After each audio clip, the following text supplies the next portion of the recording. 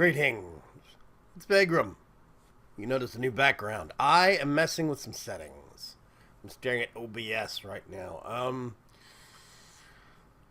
I used to use Xsplit a lot because I like the concept of actually having technical support. And there was a lot of cool features like scene transitions that you can actually do where it's not just a snap to, scene one, scene two. You can actually do a fade, like a crossfade transition. I like that. The video editor in me likes that. But OBS isn't worth paying for anymore.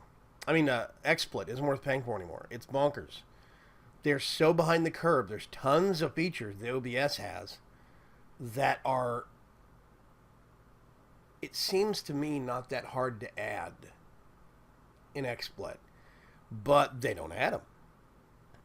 Xsplit doesn't have HTML5 support, I discovered. Not full.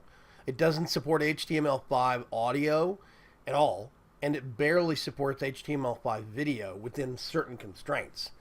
I went to the technical support that I so preciously love. I went to the technical support division for Xsplit, and basically what I got told was to install Flash for Firefox in order to get HTML5 to work. I told them, I said, that doesn't make sense. Plus, I don't have Firefox, I had Chrome, so they just told me, well, install Flash. That'll make it work. I installed Flash, didn't make it work. I went back to them, and they said, well, you have to install Flash for Firefox. I think, what? So apparently Firefox is required to get HTML5 to work, and somehow it won't work unless a Flash for Firefox is installed. I have no clue.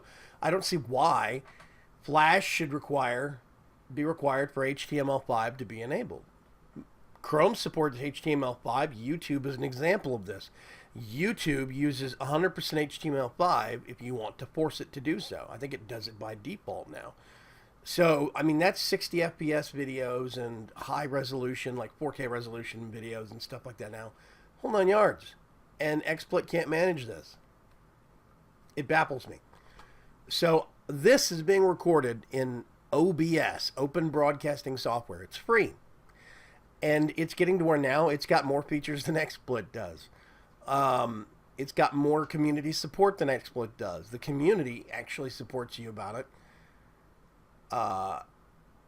Xsplit's support is basically online from midnight to 6 a.m. my time. That's it. So from midnight to 6 a.m. my time is when I have to post. So normally I would leave a post on the forum. I have to come back a day later and hope that they actually replied. It's going to be a nonsensical reply. So I reply to them, can wait a day. It takes too long. It's just not worth it anymore. I know so many people that use OBS that I could go to.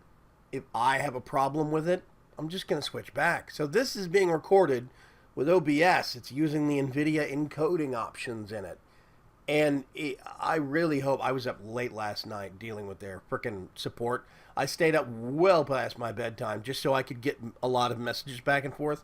And basically what I discovered real quick after staying up three or 4 hours past my bedtime is that basically I was talking to an idiot. That's what I discovered. They were an untrained technical support person, and they don't know what they're doing. And it aggravates me to no end. So this is being recorded in the glory of OBS, and I'm curious to get your opinion.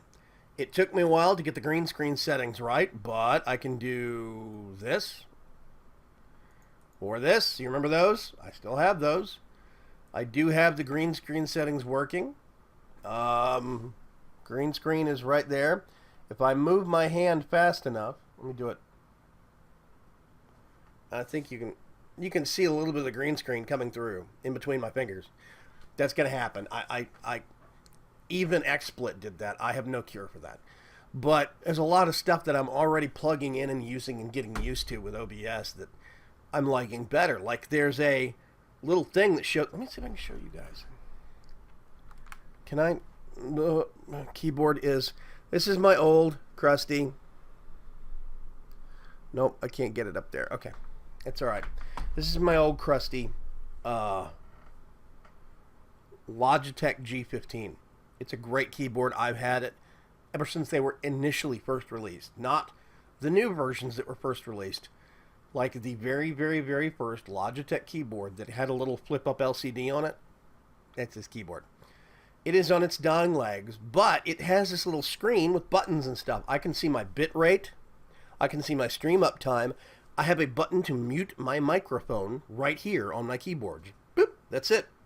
I can even stop streaming dynamically, or stop recording dynamically if I want to. It's awesome. Did I see that? I don't know. I thought my green screen was moving. I can actually still do this. Uh-oh. Couch. Let's bring that back down. Yeah, perfect. Okay. There we go. So, I'm still getting things set up. I think I have... That's the edge of that right there. The edge of that right there. So, that's about... It's about where the camera stops. If I expand out the camera view anymore, the box, then you start to see past the green screen. But that's the limitation of that camera. Yes, I'm hoping that you guys will like OBS. I'm still getting it set up. I accidentally went live with me staring into a camera for 5 seconds. Oops. I was in the configuration window, and I did not realize you could accidentally trigger streaming in the configuration window setting hotkeys. So that's a little silly, but still. Excuse me. I hope you're having a good Monday morning. I'm having a wonderful case of... this hair, the gray hair, is a completely different texture than the rest of my hair, so when I wake up in the mornings, I can't do anything with it. It won't work with me. Anyway, I hope you're having a great Monday. I'm going to go find some coffee because I only slept for like 4 or 5 hours.